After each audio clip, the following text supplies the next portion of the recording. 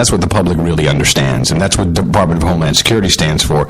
But even though, interestingly enough, when the president and everyone else talks about, and this is another, this irks me, about our quote-unquote broken immigration system. This has now become the meme, or the narrative that what the word, our immigration system is broken. That makes so little sense. What does that mean? It's broken. Is it in pieces? Do we have to glue it back together? What is broken about it? I can tell you, but we all know it's broken. No one really understands what's broken, other than the Department of Homeland Security took over. The whole thing became a big money-grubbing administrative scam. It's just impossible to wade through the paperwork with forms named 420. Yes, you need to fill out form 420. You need to send in the $420 payment. This is like this is true, by the way. I know, it's a great gag. I think it's very funny.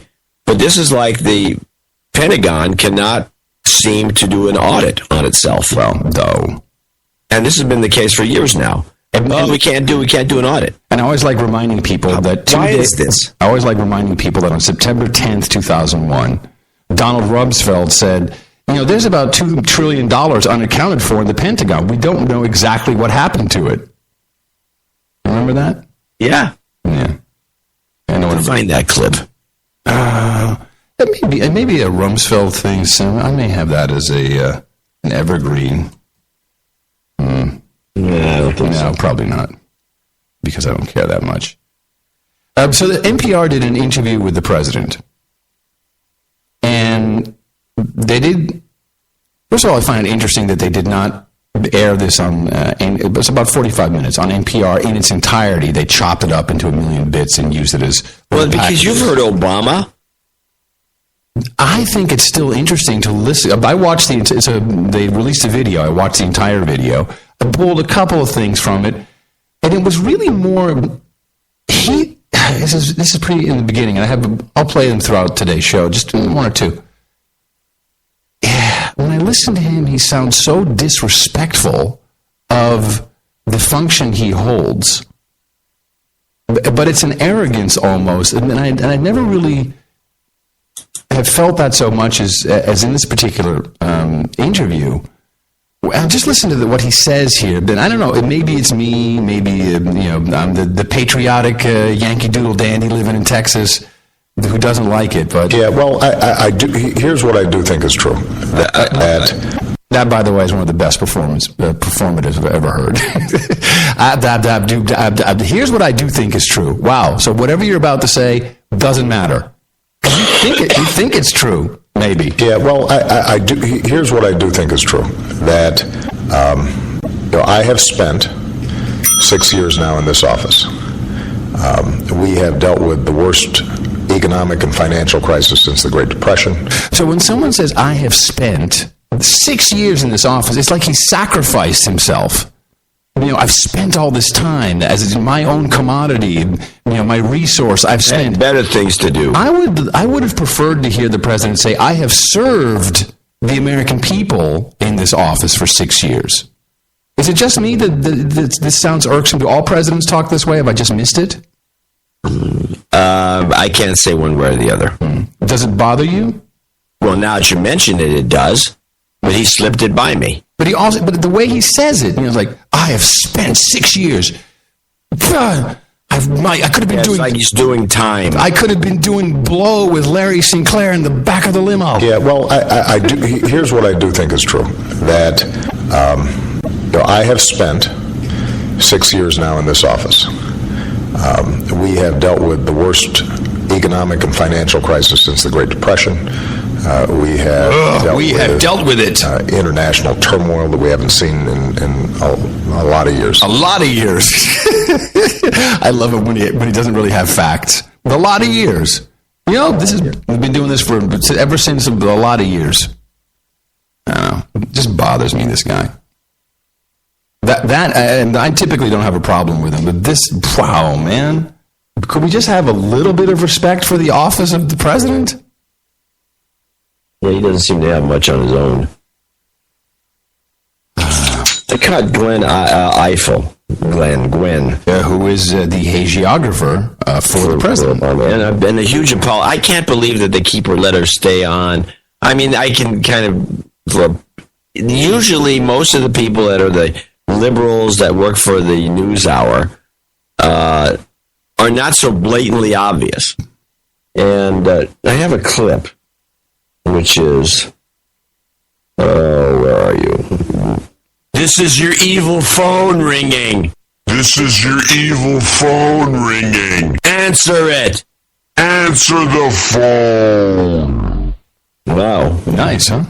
Yeah, that's good stuff. A little interlude for you. Yeah, I can't find it. I obviously didn't make this clip. Good work. Okay, on the other side of the coin. Good work.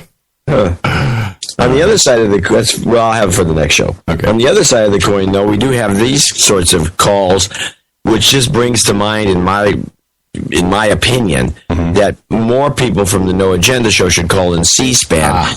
Because if somebody can get a call in like this, which is just a rant, and the guy just listens to the whole rant and then goes to the next caller, it's just that you can say anything on this call in. Headline, America Resurgent. Obama tells reporters. Batavia, Illinois. Rick's on the Republican line. Rick, what did you think? Hey, there you go. Rick, go ahead.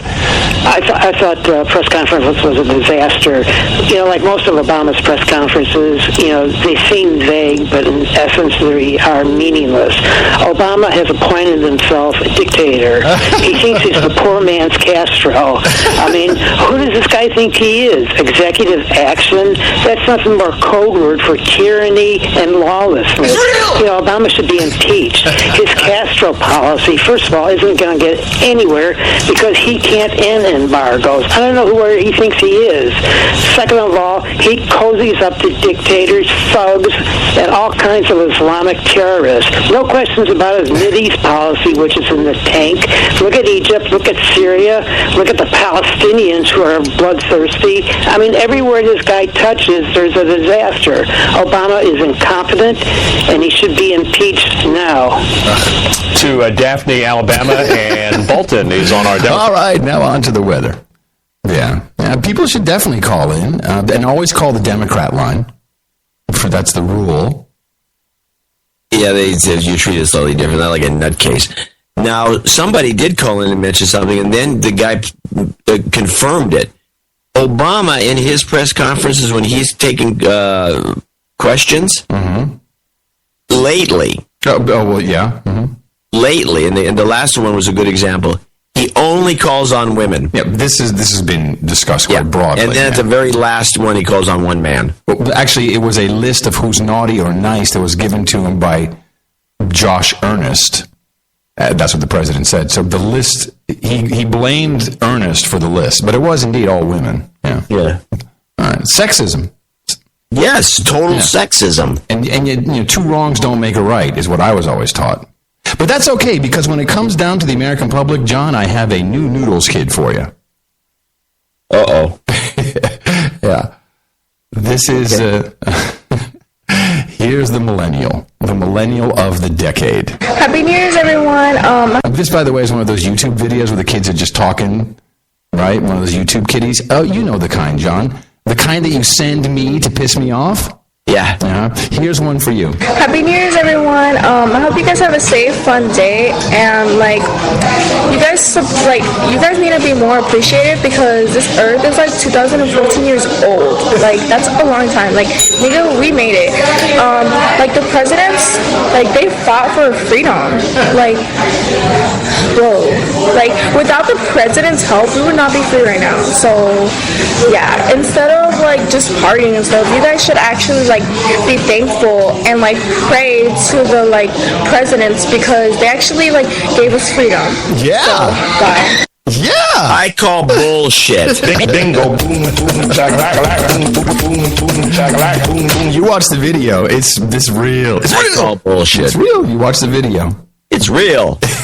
I don't believe it. The noodle boy, I do believe it. But this doesn't sound... The Earth is 2,000 years old. No, 2014 years old. Yeah, 2014. Yeah, John.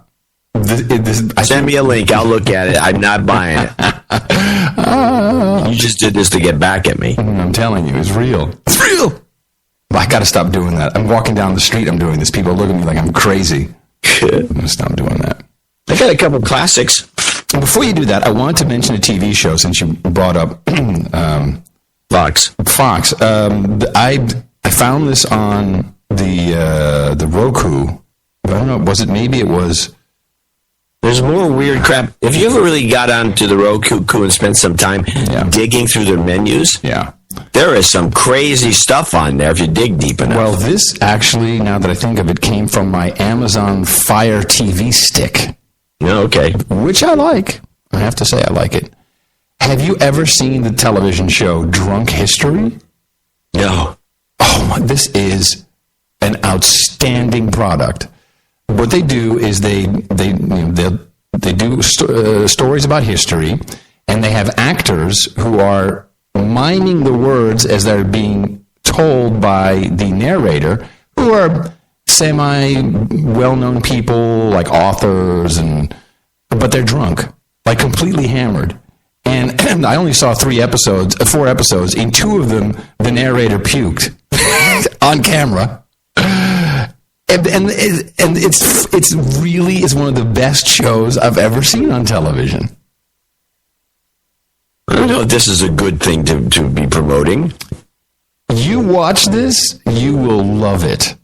Well, it sounds like television the way it ought to be. Yes, exactly. This is why I've always had this desire to do a show, a kind of a roundtable talk show called Legally Drunk. Yeah.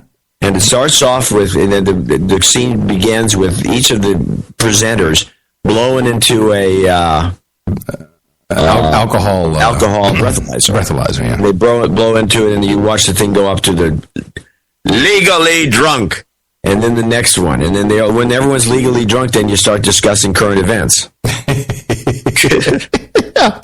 Why don't you and I just do that? Yeah, we could. Yeah. Of course, we first have to get my original show on the air. Which was? We haven't talked about this in a long time. Win, lose, or drone. That's right, everybody. Once again, it's time to play Win, Lose, or Drone. Are you ready? We got Muhammad, we got Ahmed, and we got some dudes from Yemen. They're all going to be right here on Win, lose, or drone. And let's go to John, who has the score. Adam. We got Bill with 30 points, Sally with 10 points, and Ahmad with 50 points. That's right. On to round 2. Win, lose, or drone. This is the elimination round. Bill. We could do it. Yeah, well, maybe. We could do it. But the video's all there. It's made for it. We got videos. We got profiles. Boom. It's perfect. So the Chinese are into the drones. I got a drone clip, so we can keep up with what's going on in China. This drone that they showed on the CCP TV, this thing is just an exact copy of one of our drones, but it's huge, even though they say it's small. And other stories we're following for you. Drones are increasingly common. Li Chun takes a closer look at how far Chinese unmanned aerial vehicles have come after the debut of Chinese drone Wing Lung at an aviation exhibition in 2012. This is the first flying practice for the Wing Lung team in 2015. A drone takes off after a 700-meter crawl on the ground. It joins another one in the air, a big challenge for the control system.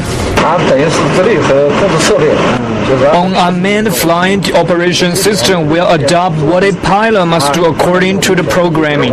We can monitor the drones during the whole process and correct each and every movement. The homemade unmanned aerial vehicle is capable of reconnaissance and assailment. It can also carry out civilian tasks like patrolling and monitoring. As a small-sized drone, Wing Lung is designed to be light and agile. However, lightness also means difficulties in keeping balance during strong turbulence. All right, that's enough.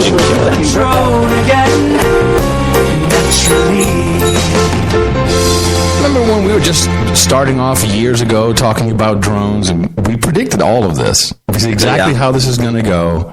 And here it is. And it's just like boiling frogs in water, man.